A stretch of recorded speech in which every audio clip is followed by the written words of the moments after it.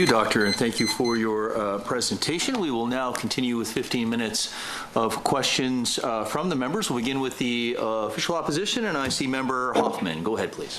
Thank you very much, Mr. Chair and Dr. Jaworski. I'm just wondering, as a professor in the United States, I think you're our only international person here today, and I'm wondering what your interest is in paid donations in Alberta and why you want to bring this style of collection into a Canadian province. Yeah, thank you very much. I am a Canadian. I have been since 1987 after I immigrated from Poland. So I am a Canadian, and that is my interest. I happen to be working at a university in the United States, but I am a Canadian. Thank you. And then just yeah, thank you very much. Do you then think that privatized healthcare in general will make it more efficient, or why are these corporate for-profit methods what you're choosing to advocate for in the Canadian healthcare system? I think something that many of us are quite proud of. No, I do not want to change the public healthcare system in Canada. I think it is significantly superior to the system here in the United States. I wish something similar to Canada's system was imported here. I would feel much better. The reason why I support a commercial for-profit plasma collection model, and it doesn't even matter to me whether it's commercial and for-profit. What matters is whether or not we compensate donors. I have urged Canadian Blood Services to also adopt that same model. The reason why is because it works, right? The compensated model is what supplies nearly 90% of the entire world's plasma supply. We should adopt it in Canada. Okay, thank you very much. Ms. Glasgow. Hi, Dr. Jaworski. Thank you for being with us today. I appreciate your background. I see here that you're an ethicist, and I think yes. A lot of the conversation that we've had at this committee has been largely around the ethicality of these blood donations and I don't even know if that's actually a word, but I guess you can tell me, you probably know, but of these blood donation or of these plasma donations and everything else that goes along with that. So I'm just curious as to what your perspective is on how ethical it is to pay or compensate someone for a plasma donation, and if an unpaid plasma donation, and so voluntary plasma donation and compensated plasma donation could exist in the same space.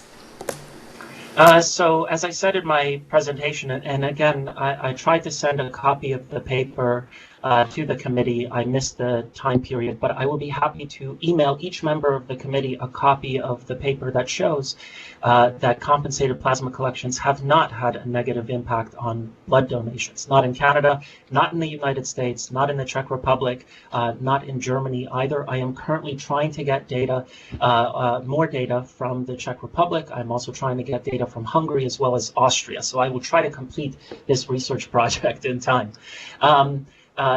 With respect to the ethics of this issue, I don't think that paying donors of plasma is in any way unethical, right? Everybody that works at Canadian Blood Services, for example, is paid. The CEO of Canadian Blood Services receives payment. The phlebotomists that work at CBS, they receive payment. The people that represent the employees at Canadian Blood Services, they receive a salary too. The only person, right? The only person that is not paid is the donor whose plasma it is. That seems bizarre. It seems bizarre that it would represent, for example, commodification, given that like everybody is paid for working at that center, and then the only person that isn't is the donor. With respect to exploitation, to the extent that there is a concern about exploitation in the United States, and I do worry about migrant donors that cross from Mexico into Canada, I think we have a real discussion to be had there. But to the extent that it is a concern, that gives us more reason, not less reason, to adopt a compensated model in Canada, right? Because currently what we are doing is we are complicit in paying for plasma that comes from those places. Canada, as I said near the beginning, has a superior healthcare system, has a better social insurance system, and so I see no reason why paying people for plasma in Canada would be exploitative. A brief follow-up, please. Yeah, so my follow-up to that would be, I'm sure you've been keyed in for the rest of this conversation, but somebody from Bloodwatch made an argument that migrant people from Mexico would have tainted or less safe blood, which I find to be appalling for a certain number of reasons, and also that for some reason it is okay to import American blood or blood products or plasma, but not Mexican or any otherwise. I was wondering if you could elaborate more on this supply need and this need for domestic supply, and how important it is for a global supply that Canada ups our game and is able to supply some more of that blood product that is held to the highest and tested at a high standard, and so on and so forth.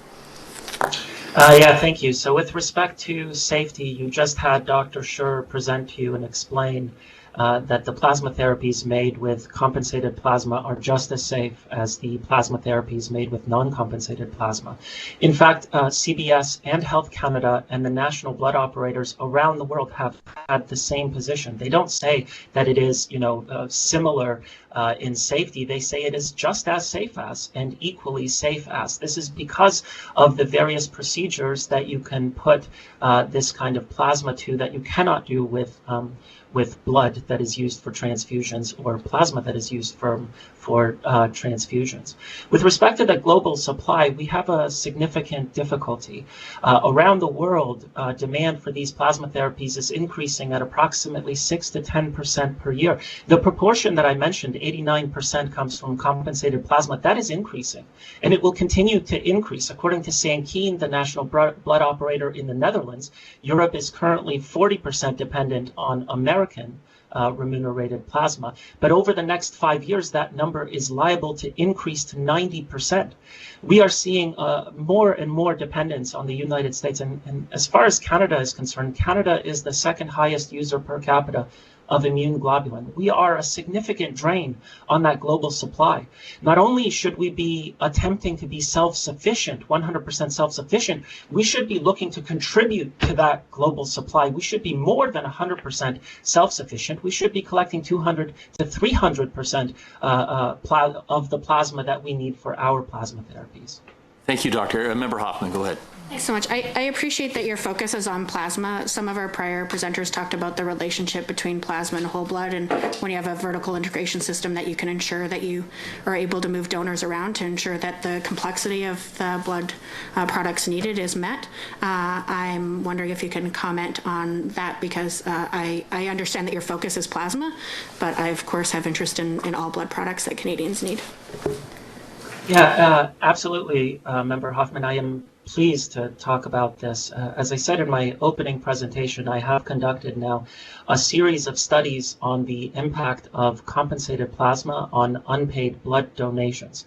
I have found in Canada, in the 3 cities, Moncton, Saskatoon, and Winnipeg, that have a compensated plasma system. By the way, if I may, one of the earlier presenters said that something else is going on in Winnipeg. That's not true. Prometic Plasma Resources collects all plasma, not just specialty plasma, and has done so since June of 2016.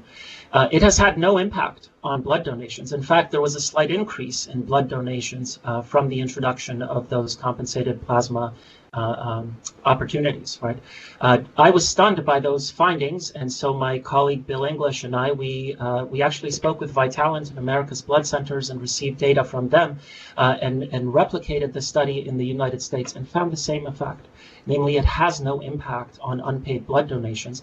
There is also a positive effect that is significantly smaller, so it's associated with 8 to 16 additional blood donations for every additional 1,000 plasma donations, which is different in Canada. In Canada, it's 8 to 10 additional blood donations for every additional 100 plasma donations. So what we find is not a rival system, but instead we find a complementary relationship. Trying to figure out why there is that complementary relationship is a bit complicated. I should also note that our demand for blood is decreasing year to year. So the amount of blood that we need for purposes of transfusion has decreased over the past 5 years, and it continues to decrease. What we need is plasma. Dr. Member, follow up? Yeah, so I'll just say one of the things I like about having an integrated system, though, is that you can move people from whole blood to plasma once they're part of the Canadian Blood Services experience. In terms of Australia, France, and Italy, I understand that they've reached their plasma goals without compensation, and I'm just wondering if our presenter can talk about his familiarity with Canadian plasma resources and where that Canadian plasma is going. Yes, I'd be happy to. None of the countries that you mentioned is self-sufficient in plasma for plasma therapies. They all import plasma from plasma therapies made with American compensated plasma. Excuse me, Kat Lantain, I can hear you. Could you please mute your microphone? Yeah, because they don't. So, Kat, Brian, please make sure you mute your microphones. Thank you. Australia, France, and Italy, none of them are self-sufficient in plasma therapies. They all purchase products made with American compensated plasma. Australia is actually really an interesting case. Since they went from 60% self-sufficiency in 2015, and now they are at 48% self-sufficiency as of their latest annual report in 2018. It's actually New Zealand that was the only country in the world that was fully self-sufficient in plasma therapies without compensating donors, and that was back in 2014.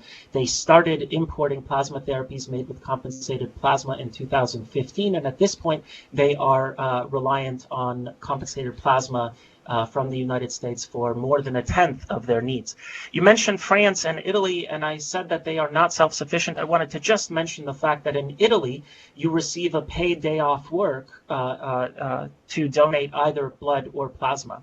Italy and France also have significantly lower levels of plasma donation as compared with the 4 countries that pay, namely Germany, Austria, Hungary, and Czechia. Thank you. Okay, thank you. Mr. Newdorf, go ahead, please. Chair, and thank you, Doctor, for your presentation today. I have a couple questions. One is, can you just more fully explain the international global market that we face for plasma and the relationship that if that global supply continues to lag the demand for these products, what Canada and particularly Alberta will be facing in terms of the cost to compete in that marketplace? So at the moment, the United States has gone from 299 plasma centers back in 2006 up to 601 plasma centers in 2016, and the latest number that I have is that they have 860 plasma centers now, and that's growing rapidly.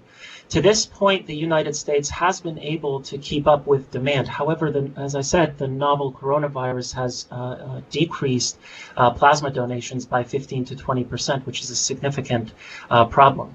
So to this point, the United States has managed to deal with the demand. However, if we increase supply of plasma in order to manufacture plasma therapy, so if Canada were to contribute, if other countries like the Netherlands is considering moving to a compensated model, for example, if they did that, then we would see an increase in the available amount of plasma, which I would expect to see result in a lower price for the finished product. I do think we need to contribute. I wanted to add one more thing because Member Hoffman asked me about what I knew about Canadian plasma resources. Would I be able to answer that? I don't think I answered that. Yes, sir, you can answer that. Yeah, thank you. So I wanted to say first that Prometic Plasma Resources does supply Canadian Blood Services. Canadian Plasma Resources was only Health Canada certified when they first opened, meaning that they could only sell their plasma within Canada. It is only when Canadian Blood Services rejected their offer of all of their plasma in 2016 at $166 per liter, which was 20% less than the price in the United States. That Canadian Plasma Resources sought to get European Medicines Agency approval, which means that they are allowed to sell their plasma within the European market. I know some of the other people have mentioned China and the United States, but Canadian Plasma Resources does not have American FDA approval, not yet. They're in the process of doing that.